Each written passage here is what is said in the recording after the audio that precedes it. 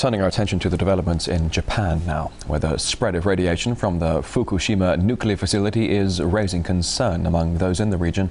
High levels have been found in the sea nearby, and they are increasing. The government is warning people to get out of the area.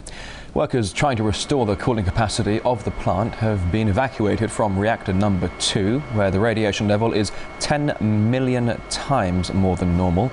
3 workers have already been exposed to dangerous materials in the continuing battle to avert catastrophe in the wake of the earthquake tragedy which destroyed large parts of the country, as well as what happened with the tsunami.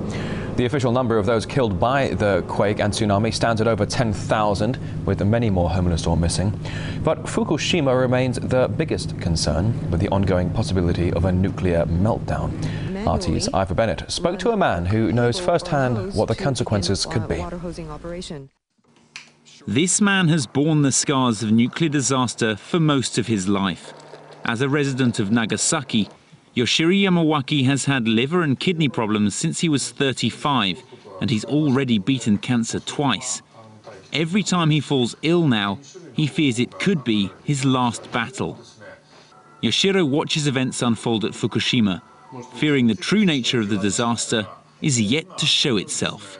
The result of the contamination won't just end after the event. It'll be handed down from generation to generation. I have 4 daughters. The first 2 have leukemia. Another has breast cancer. The results of a disaster will be shown in generations to come. Yoshiro was just 11 when the bomb was dropped. He survived the blast, but was exposed to lethal levels of radiation on his 2 trips to the hypercenter. First to find his father, then to bury him. Despite everything, he's pro-nuclear power, but still thinks fleeing from Fukushima is the wise thing to do. I don't think the public or the government are overreacting in this situation. I think people must take all precautionary measures they can to avoid the worst. The Nagasaki that stands today had to be built from scratch. 11 square kilometers were reduced to dust. The cloud of its tragic past still hangs over the city. Its residents, though, know what it means to suffer and are willing to help those in need. Members of the international volunteer organization, the Lions Club, are here collecting for the victims of the earthquake and tsunami.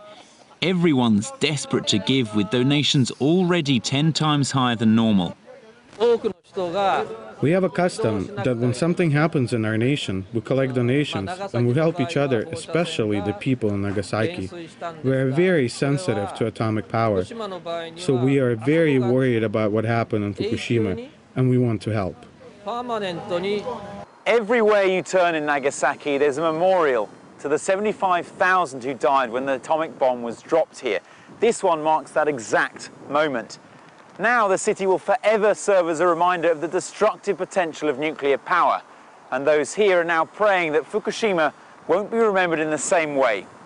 Nagasaki's transformation has been remarkable. Ground Zero is unrecognizable.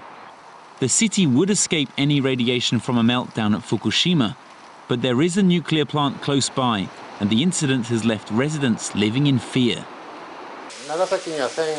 People from Nagasaki and Hiroshima are very sensitive to the incident in Fukushima. We've never experienced such a devastating nuclear accident before, and I think everyone is now afraid this could happen again. I wasn't afraid of nuclear accidents before, but now I am, because I can see it's not under control. This memorial represents the water craved by so many after the explosion. The basin's tranquility, a far cry from the destruction wrought by the tsunami. Whilst that has done its damage, this place reminds us the ripples from a radioactive disaster extend for generations. Ivor Bennett, RT, Nagasaki. Now, the Japanese government is being accused of withholding information on its nuclear crisis. At the same time, the International Atomic Energy Agency has been criticized for not being more involved.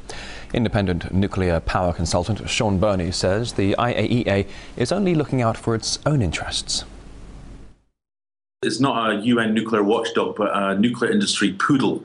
The IAEA's principal objective is to promote the expansion of nuclear power. Since the start of this accident, when myself and colleagues in the anti-nuclear community and the nuclear research community we knew that this was a potentially catastrophic accident.